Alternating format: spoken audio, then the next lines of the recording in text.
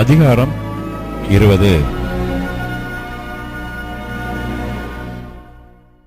ஏழாம் வருஷத்து 5ஆம் மாதம் 10ஆம் தேதியிலே இஸ்ரவேலின் மூப்பரில் சிலர் கர்த்தரிடத்தில் விசாரிக்கும்படி வந்து எனக்கு முன்பாக உட்கார்ந்தார்கள். அப்பொழுது கர்த்தருடைய வார்த்தை எனக்கு உண்டாகி, அவர், மனுபுத்திரனே, நீ இஸ்ரவேல் மூப்பரோட பேசி அவர்களை நோக்கி, கர்த்தராகிய ஆண்டவர் உரைக்கிறது என்னவென்றால், நீங்கள் என்னிடத்தில் விசாரிக்க வந்தீர்களோ, நீங்கள் என்னிடத்தில் விசாரிக்க இடங்கொடேன் என்று என் ஜீவனை கொண்டு சொல்லுகிறேன் என்று கர்த்தராகிய ஆண்டவர் உரைக்கிறார் என்று சொல்.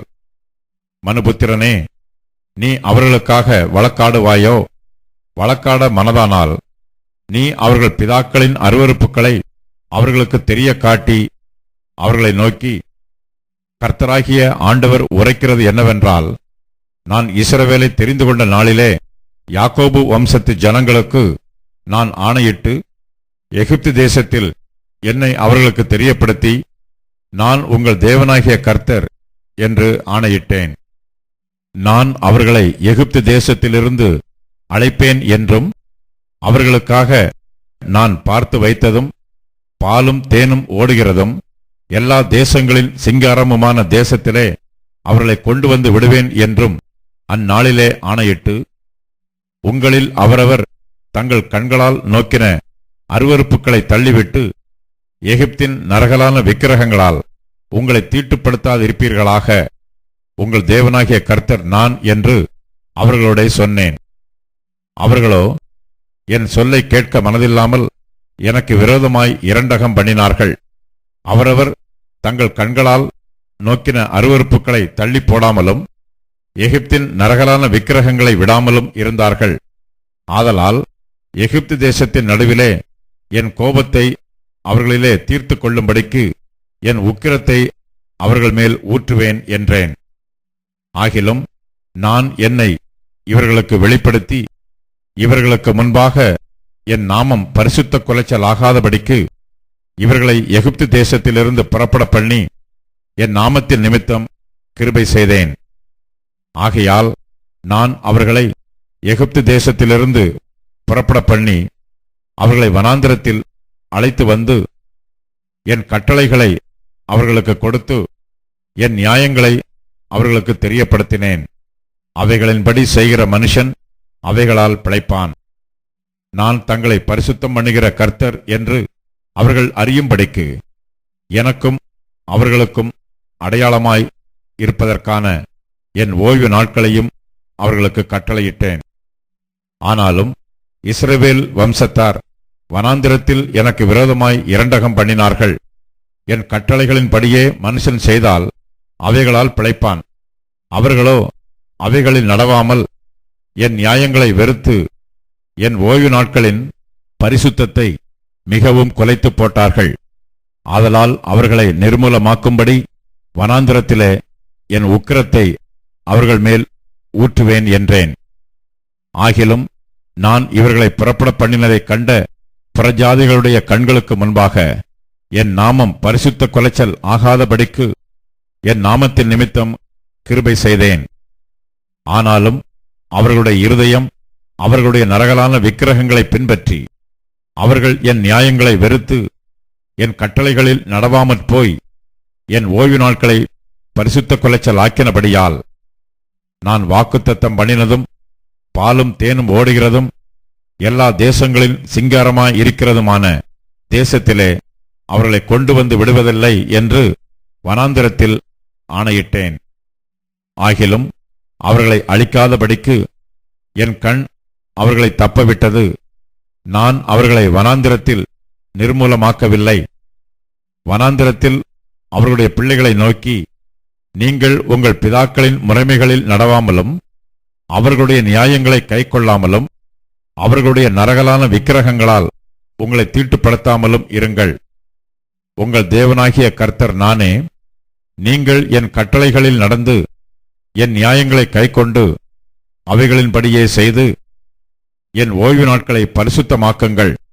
நான் உங்கள் தேவனாகிய கர்த்தர் என்று நீங்கள் அறியும்படிக்கு அவைகள் எனக்கும் உங்களுக்கும் அடையாளமாயிருக்கும் என்றேன்.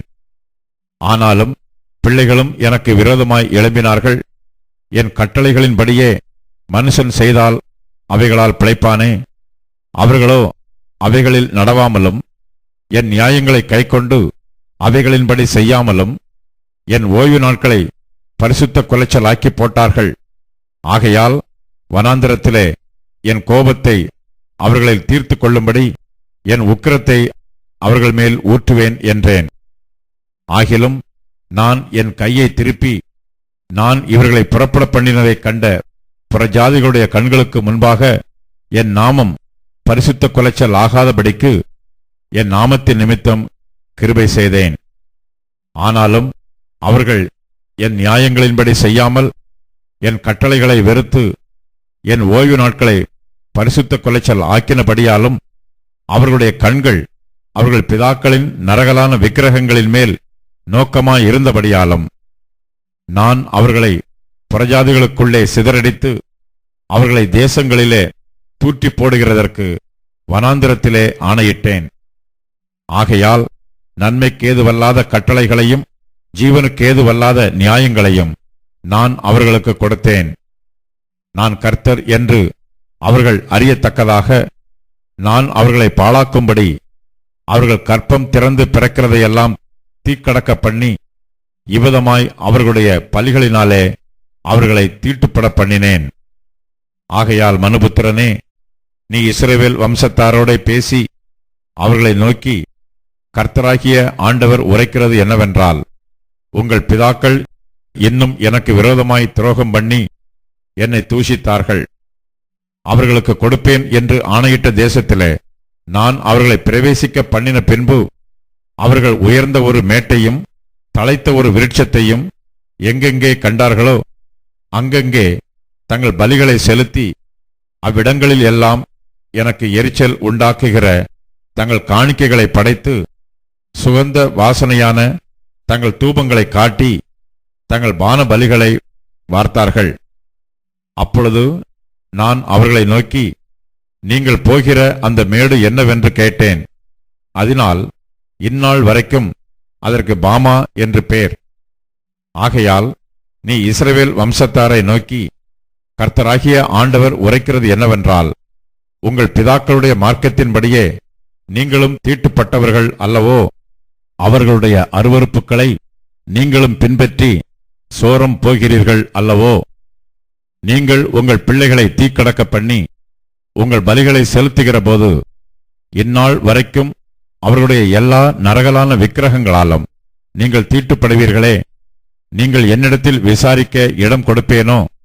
இஸ்ரவேல் வம்சத்தாரே, நீங்கள் என்னிடத்தில் விசாரிக்கும்படி இடம் கொடுப்பதில்லை என்று என் ஜீவனைக் கொண்டு சொல்லுகிறேன் என்று கர்த்தராகிய ஆண்டவர் உரைக்கிறார்.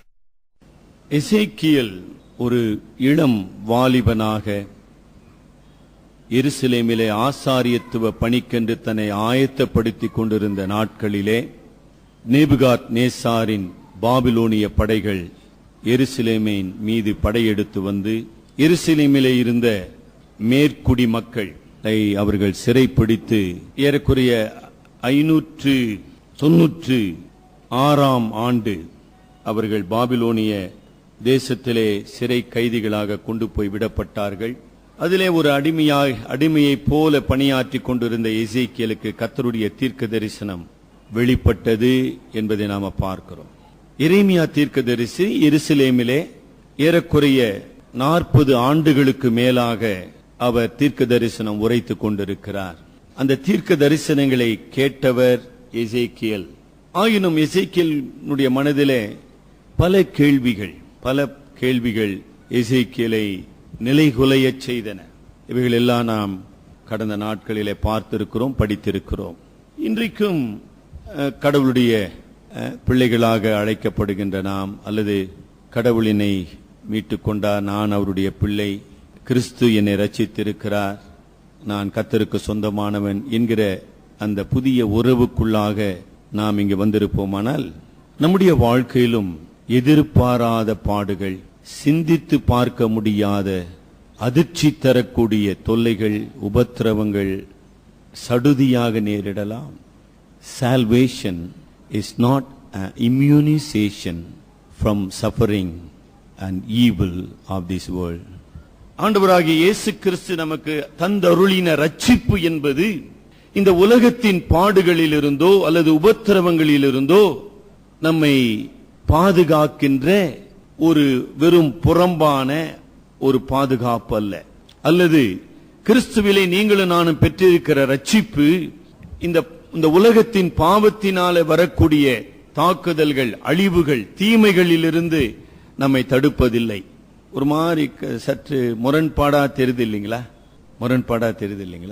எசேக்கியேலை போல அல்லது எருசலேமின் மக்களை போல நீங்களும் நானும் அப்படிப்பட்ட உபத்திரவத்தின் பாதையிலே வழிநடத்தப்படவிட்டாலும் நம்முடைய வாழ்க்கையில கடவுள் பல நேரங்களிலே பாடுகளையும் துன்பங்களையும் உபத்திரவங்களையும் அனுமதிக்கிறார்.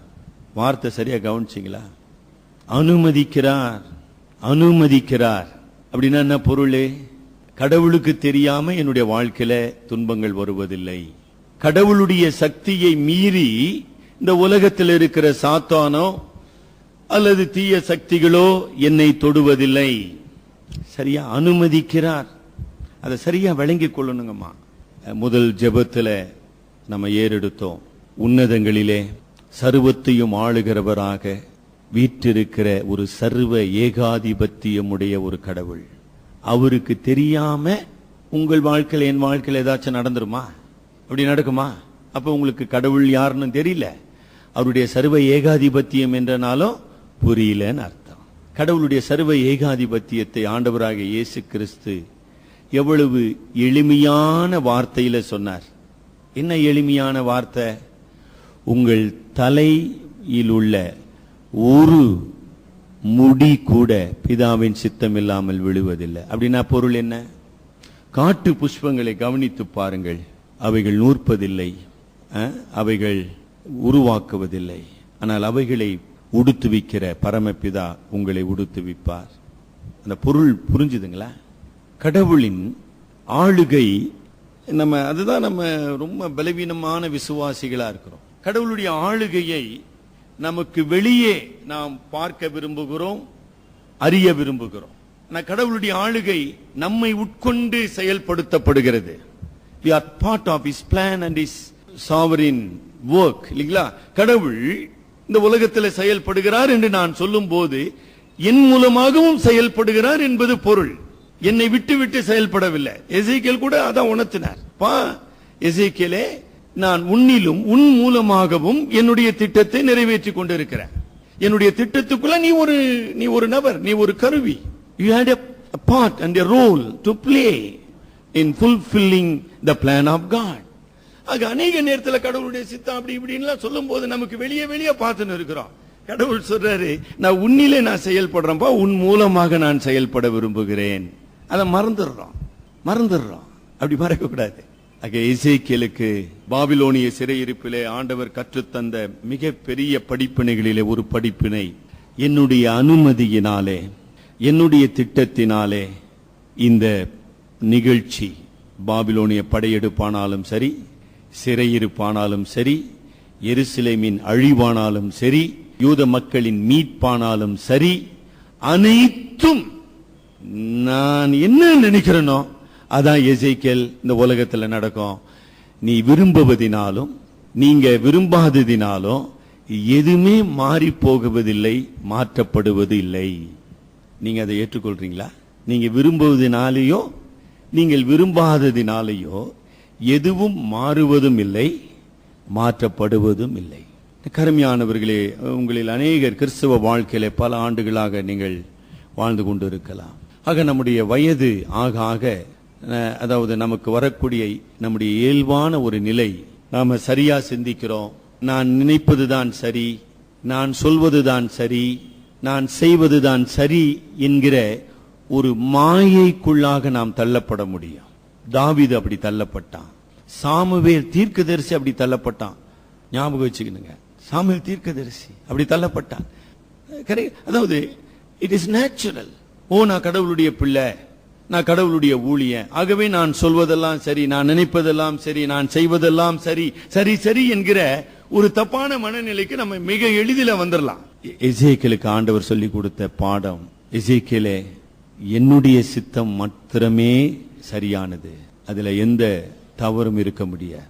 ஆக எசேக்கியேலுடைய பெரிய கேள்வி, கடவுள் ஏன் தம்முடைய மக்களை இப்படிப்பட்ட அழிவுக்கு அல்லது உபத்திரவத்துக்கு அனுமதித்தார் என்று எசேக்கியேலுக்கு விளங்கவில்லை. ஆனால் எசேக்கியேல் தீர்க்கதரிசனத்தின் முடிவில் எசேக்கியேலுக்கு அது விளங்கினது.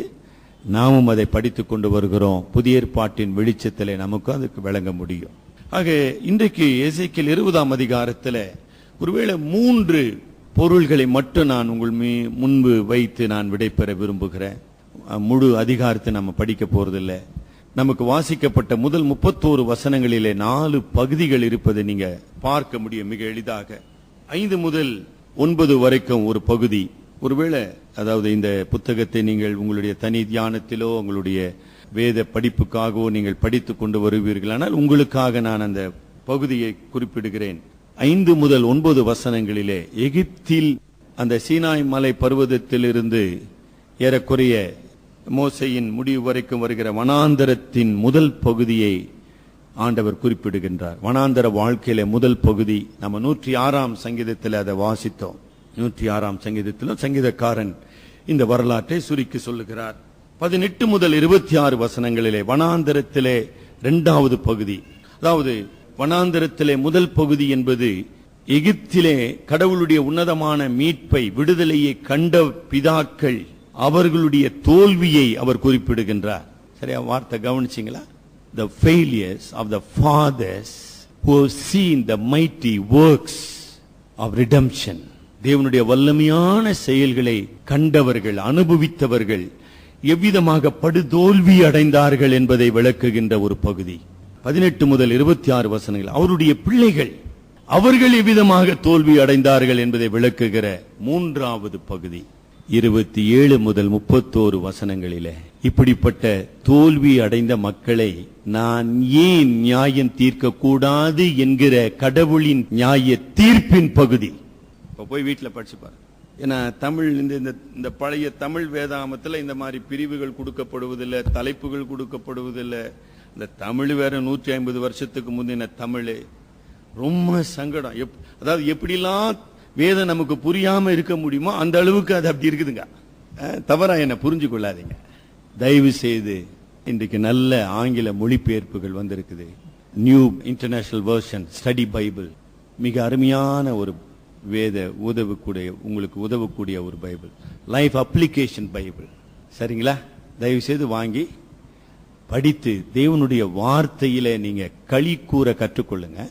It is not only for the sake of knowledge. Knowledge is good, but knowledge is not the end of man. To enjoy God. Westminster Confession என்று சொல்லுவோம்.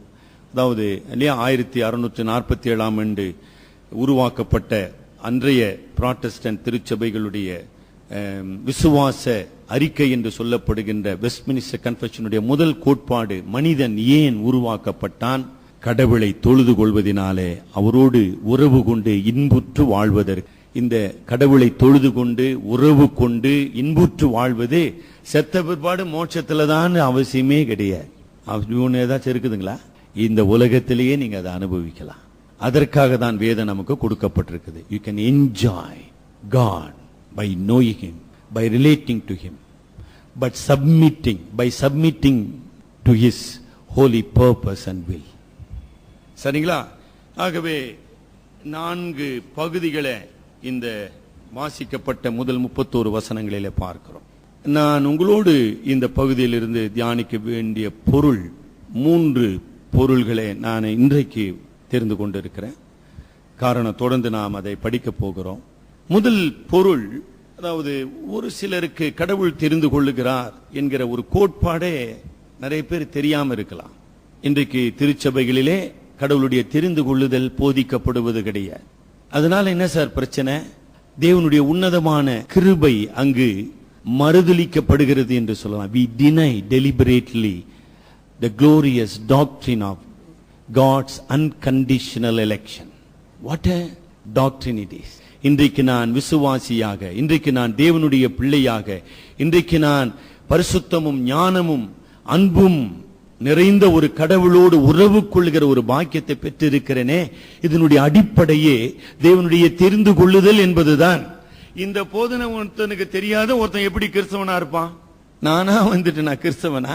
அப்படி இல்லைங்க. அப்படி வேதம் சொல்லலைங்களே. வேதம் சொன்னா ரொம்ப நல்லதுங்க இல்லைங்களா? வேதம் என்றால் என்ன? கடவுளுடைய வெளிப்பாடு. அப்படி கடவுள் சொல்லலையே. சொன்னா அதை நான் மாத்தி சொல்ல வேண்டிய எனக்கு என்னங்க ரைட் இருக்குது? அப்ப நீங்க அதை பத்தி சிந்தனை பண்றீங்களா? இப்படி நம்முடைய ஆர்வமே சரியில்லை. தமிழ்ல பழமொழி சொல்றல, முதற் கோணல் முற்றும் கோணல்னு.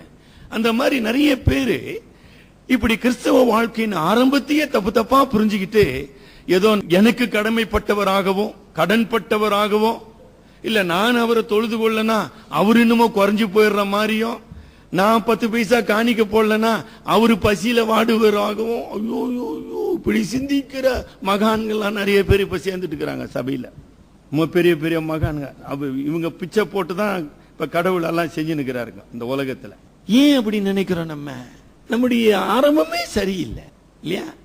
யோவான் 15:16 படிங்க. யோவான் 15:16.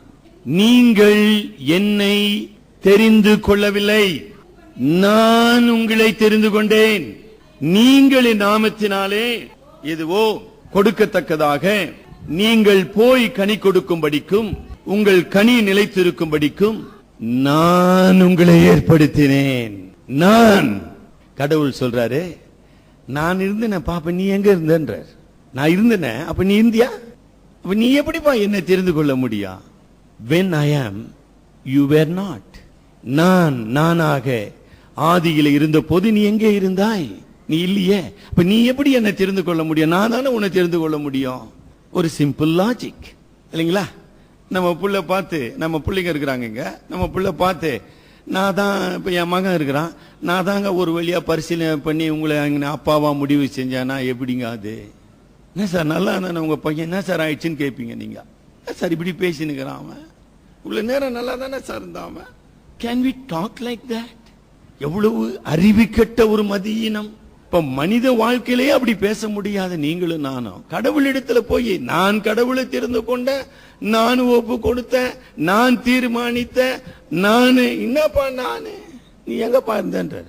இப்படிதான் நினைச்சிருந்தான். இந்த ரட்சிக்கப்படுவதற்கு முன்னதாக தர்சு பட்டணத்து சவுல் கலாத்தியர்ல அவனுக்கு சொன்னாரு, உன் தாயின் கற்பத்தில் நான் உன்னை தெரிந்து கொண்டேன்பா. சவுலே, நீ தாயின் கற்பத்துல எப்படிப்பா இருந்த உனக்கு தெரியுமா? அப்ப நான் உன்னை தெரிந்து கொண்டேன். புரியுதுங்களா? It is not an illogical doctrine. It is a logical sequence of the sovereign God. கடவுள் சர்வ வல்லவர், கடவுள் படைத்தவர், கடவுள் ஆளுகிறார் என்பதை நான் ஒப்புக்கொள்ளும் போது அதிலிருந்து பிறக்க வேண்டிய நியாயமான ஒரு சிந்தனை தான் அந்த கடவுள் தன்னை எனக்கு வெளிப்படுத்தி அவருடைய பிள்ளையாக என்னை ஏற்றுக்கொண்டார். நான் அவரை ஏற்றுக்கொள்ள முடியாது. இதுதான் எசேக்கியேல் மூலமாக சிறையிருப்பில் இருந்த இஸ்ரவேல் மக்களுக்கு, இஸ்ரவேலின் மூப்பருக்கு இல்லைங்களா, 1ஆம் வசனத்துல நம்ம என்னமா பார்க்கிறோம்? 7ஆம் வருஷம் என்று சொல்லும்போது கிமு 591ஆம் ஆண்டு என்று சரித்திர ஆசிரியர்கள் குறிப்பிடுகிறார்கள். அதுக்கு முந்தின பகுதியெல்லாம் ஆண்டவர் பேசின காலங்கள் ஏன் குறிப்பிடப்படவில்லை? ஏன் இது குறிப்பிடப்படுகிறது? இந்த செய்தியினுடைய முக்கியத்துவத்தை வலியுறுத்த அங்கு தேதி குறிப்பிடப்பட்டுள்ளது. அதனுடைய முக்கியத்துவத்தை கடவுள் வெளிப்படுத்துகின்றார். இஸ்ரவேலின் மூப்பர்கள் கர்த்தரிடத்தில் விசாரிக்கும்படி வந்தார்கள். அவங்க எந்த மனநிலையில வராங்க? நம்ம ஏற்கனவே படிச்சிட்டோம் 18ஆம் அதிகாரத்துல. நாங்க நல்லவர்கள், நாங்கள் தவறு செய்யாதவர்கள், நாங்கள் யோகியமானவர்கள், நாங்கள் ஆபிரகாமின் சந்ததிகள், நாங்கள் உடன்படிக்கையின் வாரிசுகள், எல்லாம் நாங்க நல்லவங்க சார். ஏன் தான் கடவுள் இப்படி சோதிக்கிறார்னு தெரியலீங்களே அப்படின்னு நினைக்கிறவங்க தான் இங்க வந்து உட்கார்ந்து இருக்கிறாங்க. அவங்களுக்கு தான் சொல்றாரு பதிலு. 31ஆம் வசனத்துல கடைசி பகுதி படிங்க. நீங்கள் என்னிடத்தில் விசாரிக்க இடம் கொடுப்பேனோ, உங்களுடைய கேள்விகளுக்கும் உங்களுடைய மனதின் யோசனைகளுக்கும் நான் பதில் சொல்ல கடமைப்பட்டவனோ. யார் பாணி? உனக்கு என்னதுக்கு பதில் சொல்லணும் அப்படின்றார் கடவுள் இல்லைங்களா? ஆகவே என்ன அடுத்தது படிங்க. நீங்கள் என்னிடத்தில் விசாரிக்கும்படி இடம் கொடுப்பதில்லை என்று என் ஜீவனை கொண்டு சொல்லுகிறேன் என்று, ஆமா, சர்வ வல்லமையுள்ள கர்த்தராகிய ஆண்டவர் சொல்லுகிறார். எவ்வளவு பாத்தீங்களா? ஒரு என்னங்க அதிர்ச்சி தரக்கூடிய ஒரு பதில். நம்ம என்ன நினைக்கிறோம்? ஐயோ கடவுளை தேடுறாங்க சார், உபவாசம் பண்றாங்க சார், ஐயோ கடவுள்ன்றாங்க சார். அப்படியா? புரியுதுங்களா உங்களுக்கு? அங்க அங்க அந்த அதாவது புறம்பாக நீங்க பார்க்கும்போது என்ன நினைக்குது? ஐயோ எல்லாம் மூப்பர்களாம் கடவுளை தேடுறாங்க, ஐயோ கடவுளை தேடி தாழ்த்துறாங்க. ஆண்டவர் சொல்றாரு, ஐயோ உங்க நோக்கமே சரியில்லையப்பா. அதாவது you try to justify your self before me, never try to do that அப்படின்ற. மூப்பர்களே, சகோதரனே, சகோதரியே, என் சமூகத்தில் வந்து என்னுடைய பரிசுத்தத்துக்கு முன்பாக நீ உன்னை நியாயப்படுத்தவும் உன் நீதியை நிலைநாட்டவும் முற்படுகிறாயே, தயவு செய்து அப்படி செய்யாதப்பா, அது ரொம்ப ஆபத்தானதுன்ற. Never try to justify yourself. உங்களுடைய நீதியையோ நியாயத்தை நான் ஏற்றுக்கொள்வதில்லை. அதாவது எசேக்கியேல் இங்கு தீர்க்க தரிசனம் சொல்லிக் கொண்டிருந்த காலகட்டத்தில் எருசலேமிலே எரேமியா சொல்லிக் கொண்டிருக்கிறார். ஆனால் எரேமியாவை அவர்கள் சிறையில் அடைத்தார்கள். பொய் தீர்க்கதரிசிகள் எருசலேமிலே பொய்யான தீர்க்கதரிசனங்களை சொல்லிக் கொண்டிருந்தார்கள். என்ன பொய்யான தீர்க்க தரிசனம்? பாபிலோன் ராஜாவாகிய நேபுகாத் நேசார் படையெடுத்து வரமாட்டான், எருசலேம் அழிக்கப்பட மாட்டாது, சிறைப்பிடிக்கப்பட்டு போனவர்கள் மறுபடியும் திரும்பி வருவார்கள் என்கிற பொய் தீர்க்க தரிசனங்கள். 3 பெரிய பிரச்சனைய இஷ்யூஸ். அதாவது பாபிலோன் சேனை வராது, எருசலேம் அழிக்கப்படாது, சிறைக்கு செல்லப்பட்டவர்கள் மறுபடியும். இது 3 பொய். ஏன்பா எசேக்கியேல் கடவுள் அவங்களிடத்துல பேசினுக்கிறாரு, இப்படி உங்ககிட்ட எல்லாம் பேசுறது இல்லையான்னு கேக்குறாங்க அவங்க. புரியுதுங்களா? பொய் தீர்க்கதரிசிகளை நம்பி ஏமாந்து போன இந்த மூப்பர்கள் வந்து எசேக்கியேல் கிட்ட, ஏன் கடவுள் உங்ககிட்ட மொத்தம் இந்த மாதிரியே பேசினுக்கிறாரு அப்படின்னு சொல்ற நிலைமைக்கு வந்துக்கிறாங்க. அப்பதான் சொல்றாரு பதில், உங்களுக்கு நான் பதில் சொல்றதா இல்லப்பா, இதுதான் பதில். அப்ப அங்க சொல்றார், என்ன சொல்றாருங்கம்மா? 5ஆம் வசனம் படிங்க, 25ங்கம்மா. கர்த்தராகிய ஆண்டவர் உரைக்கிறது என்னவென்றால், போதுமா, அவ்வளவுதாங்க. அதுதான் முக்கியமான பதம். நான் இஸ்ரவேலை தெரிந்து கொண்ட நாளிலே. எந்த அடிப்படையில தெரிந்து கொண்டார் ஆண்டவர்? சரியா நீங்க யாத்திராகமும் உபாகமும் எல்லாம் சரியா படிச்சிட்டீங்களா? சரியா படிச்சிருக்கீங்களா? எத்தனை முறை சொல்றார், நீங்கள் நல்லவர்கள் என்பதோ, ஜனம் பெருத்தவர்கள் என்றோ, மீதி ஜனங்களை விட சிறந்தவர்கள் என்றோ நான் உங்களை தெரிந்து கொள்ளவில்லை. உபாகமத்தில் ஆண்டவர் சொல்லுகிறார். தமிழ்ல ஒரு சின்ன பிரச்சனை உண்டுங்க.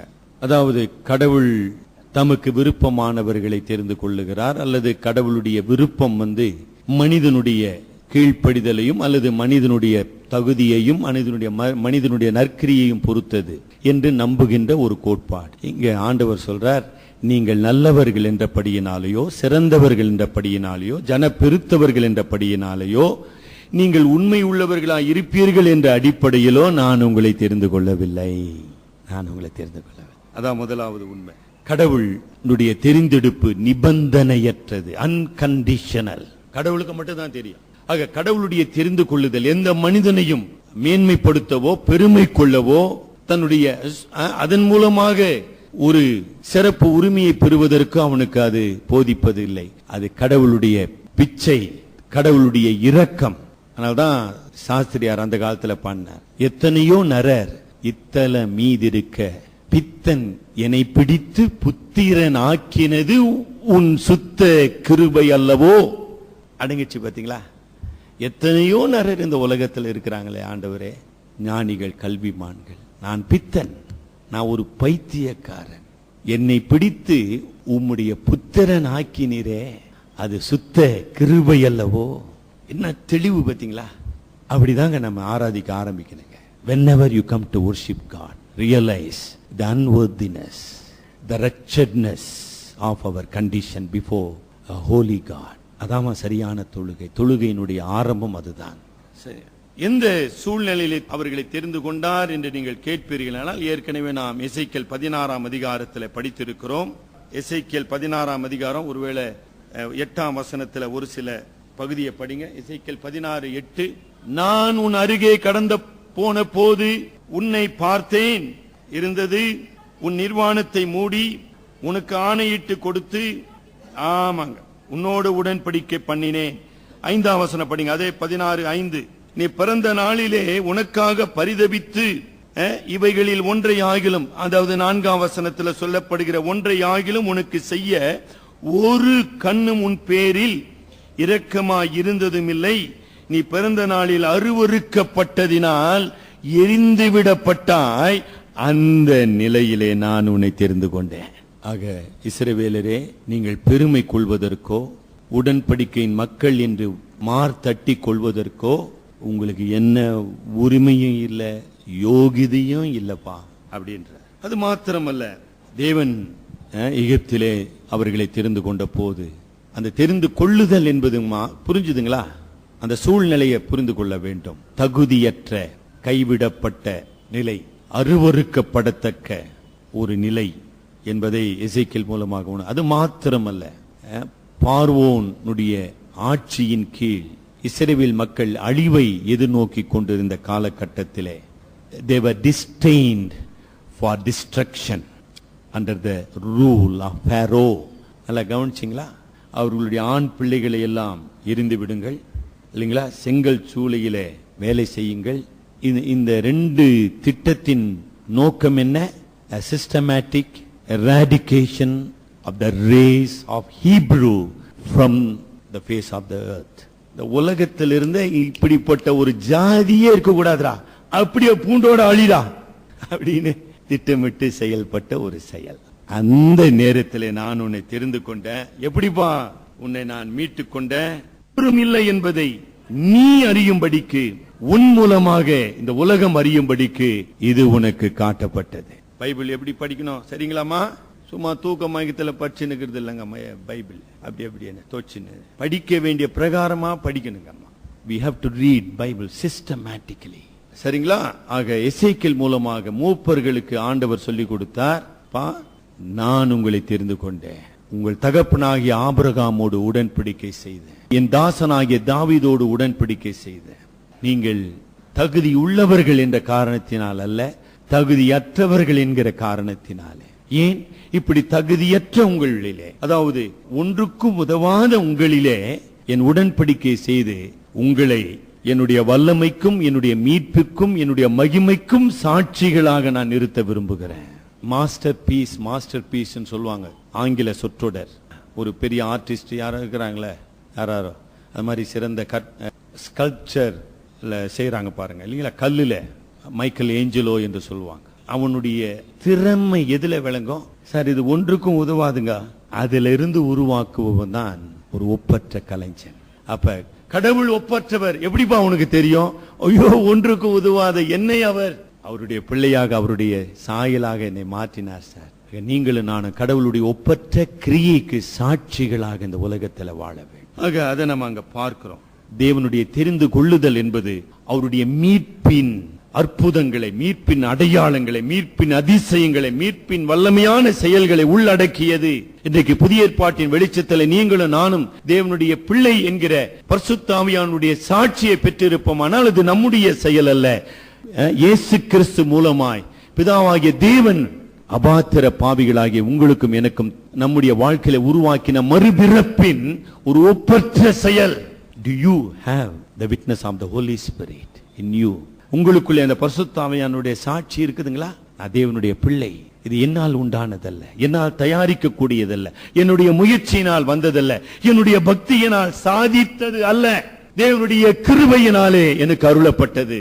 எங்க உணர்றோம்? வாழ்க்கையில கஷ்டம்னு வந்து ஒண்ணு ஒரே புலம்பல் தான், ஒரே குற்றச்சாட்டு, ஒரு அமக்கலம்,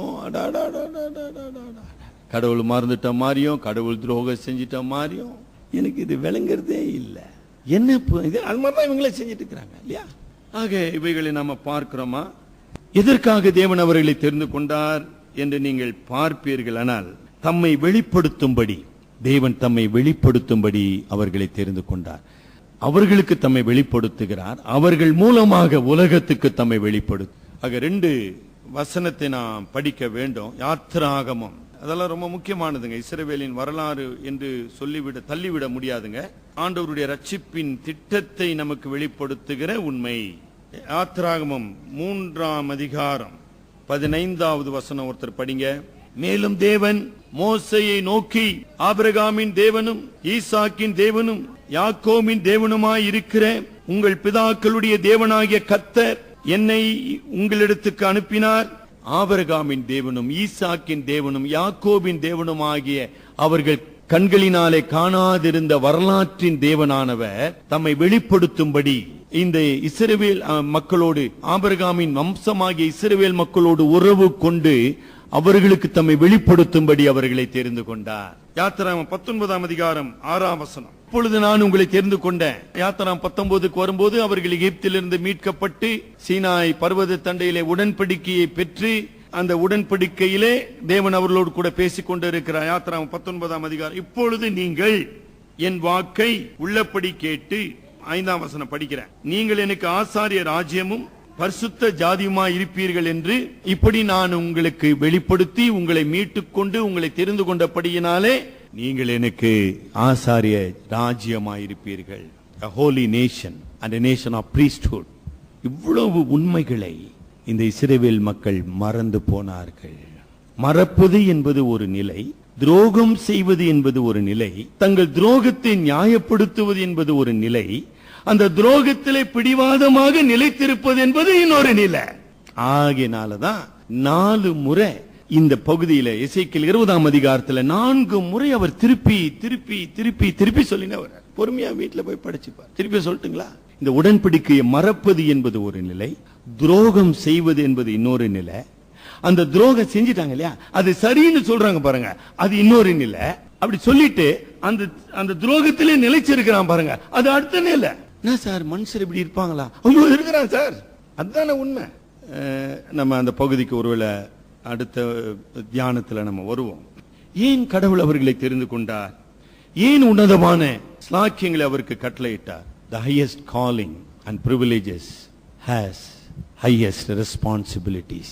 உன்னதமான அழைப்பு உன்னதமான பொறுப்பை உள்ளடக்கியது. ஆக இந்த உலகத்தில் உள்ள சகல ஜாதிகளிலும் இருந்து உங்களை நான் பிரித்தெடுத்தேன், தெரிந்தெடுத்தேன், மீட்டுக் கொண்டேன், உங்களுக்கு வெளிப்படுத்தினேன், உங்களை உடன்படிக்கையின் சுதந்திரவாளிகளாக மாற்றினேன். எதுக்குப்பா?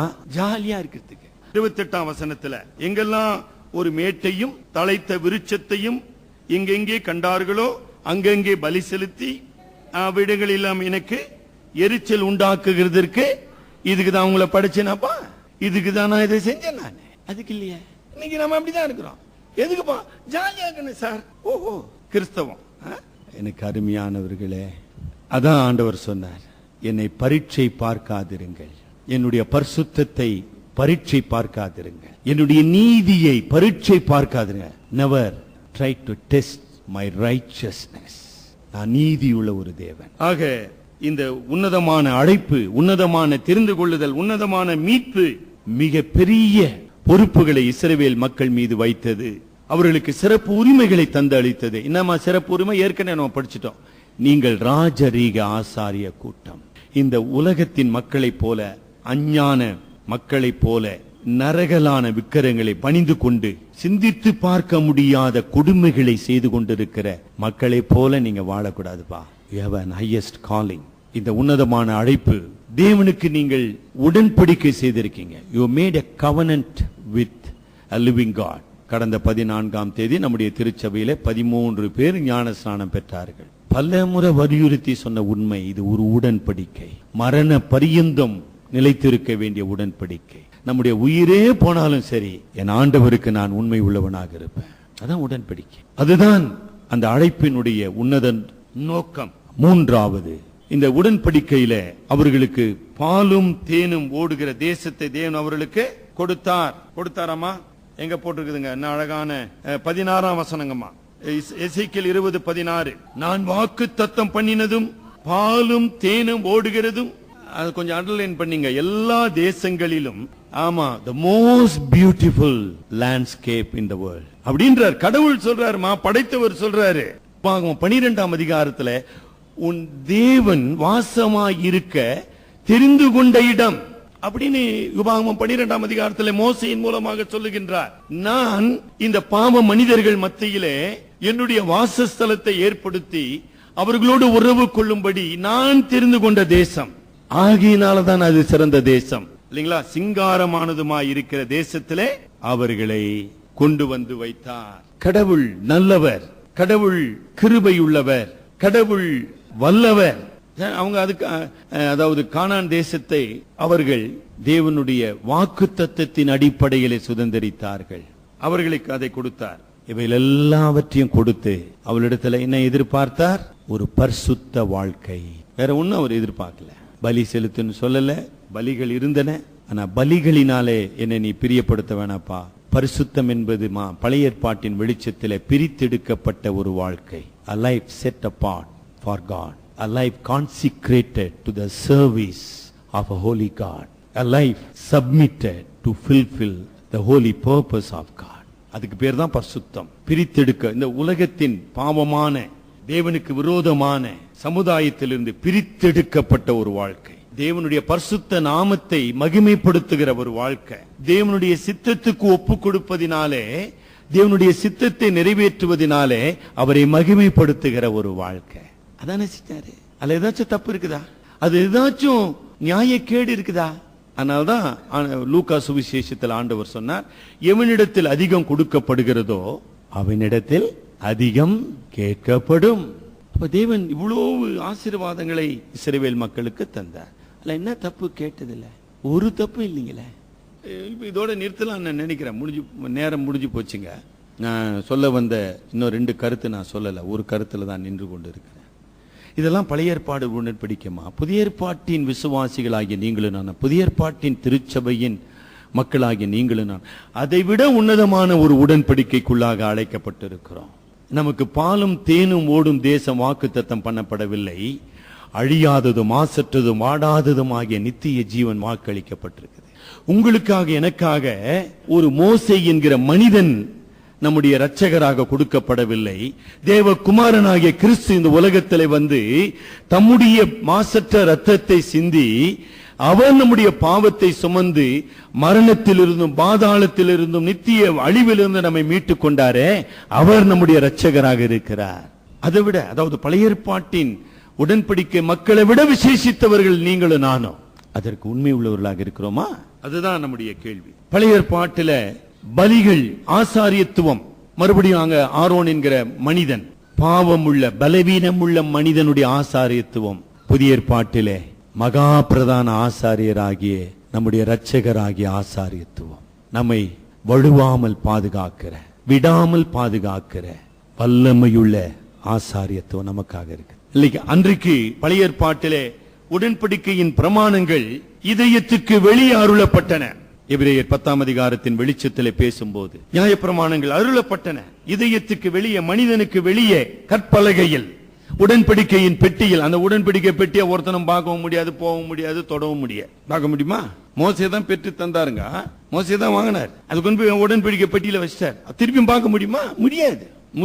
முடியாதுன்னா முடியாது, அவ்வளவுதான். அப்புறம் என்னங்க பேச்சு? ஆனா இன்றைக்கு பரிசுத்த ஆவியானவர் உங்களுக்குள்ள எனக்குள்ளும் அந்த உடன்படிக்கை எழுதி அதன்படி நடக்க பலன் அளிக்கிறாரு. அது எவ்வளவு பெரிய உன்னத கிருபை. எழுதுவது மாத்திரம் இல்லங்கம்மா, அது ரொம்ப சின்ன விஷயம். எழுதுவது என்பது ஒரு முக்கியமானது. ஆனா எழுதினால் மட்டும் போதுமா? அதன்படி நடக்க வேண்டுமே. 20ஆம் அதிகாரத்துல ஓய்வு நாளை நீங்கள் பரிசுத்த குலைச்சல் ஆக்கினீர்கள், பரிசுத்த குலைச்சல் ஆக்கினீர்கள் அத்தனை முறை சொல்லிட்டார். நாம கூட தான் சொல்லுகிறோம், ஐயா நாங்களாம் ரொம்ப பரிசுத்தமா இருக்க முயற்சி செய்யறோம். ஞாயிற்றுக்கிழமை முதல்ல என்ன செஞ்சோம்? உங்களால கடைபிடிக்க முடியுதா? எவ்வளவுதான் சொல்லின்னு இருக்கிறோம். இந்த ஒரு நாளை கடவுளுக்காக செலவு பண்ணுங்க. உங்க நேரத்தை கடவுளுக்காக கொடுங்க, உங்க உழைப்பை கடவுளுக்காக கொடுங்க, உங்க வரத்தை கடவுளுக்காக கொடுங்கன்னு சொல்லியாச்சு. செஞ்சிட்டோமா? எனக்கு இல்லங்க, எனக்கு நான் கொடுக்க சொல்ல. கடவுளுக்கு நேரம், கடவுளுக்கு உழைப்பு, கடவுளுக்கு வரம், காணிக்க இல்ல. கொடுத்துட்டீங்களா?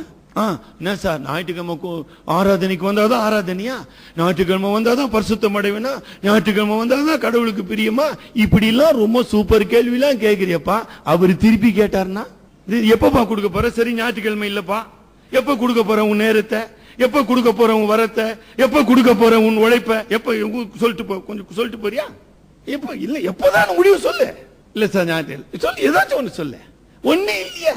பார்த்தீங்களா? அந்த குற்றம் பிடிக்கிற சுயநீதியின் பெருமைதான் மனிதனுக்கிட்ட இருக்குது ஒழிய, ஐயோ நான் கடவுளை ஆண்டவரே நான் நமக்கு துரோகம் செஞ்சுட்டேன்னு சொல்ல மாட்டேன்றான்.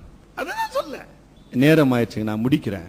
கருமையானவர்களே, இப்படிப்பட்ட இஸ்ரவேல் மூப்பரை பார்த்து எசேக்கியேல் மூலமாக ஆண்டவர் சொன்னது, நான் அவர்களை அழிப்பேன் என்று ஆணையிட்டேன், ஆனால் மறுபடியும் நான் அவர்களுக்கு இறங்கி அவர்களை அழிக்காமல் அவர்களை மறுபடியும் நான் கட்டுவேன்.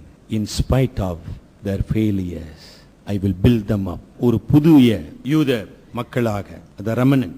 எல்லாரும் இல்லைங்கம்மா, நரகலான விக்கிரகங்களுக்கு விட்டு விலகினவர்கள், தங்களுடைய துரோகத்தையும் தங்களுடைய பாவத்தையும் உணர்ந்து மனம் திரும்பினவர்கள், இந்த பரிசுத்த தேவனுடைய நாமத்தை பரிசுத்த குலைச்சல் ஆக்கினோம் என்று மனம் வருந்தி அவரிடத்துல வந்தவர்களை நான் திரும்ப கட்டுவோம் அப்படின்னு சொல்லி அனுப்பிடு. மீதி பதில்லாம் கிடையாதுப்பா உனக்கு. தலைவன் இங்கு செபிப்போம்.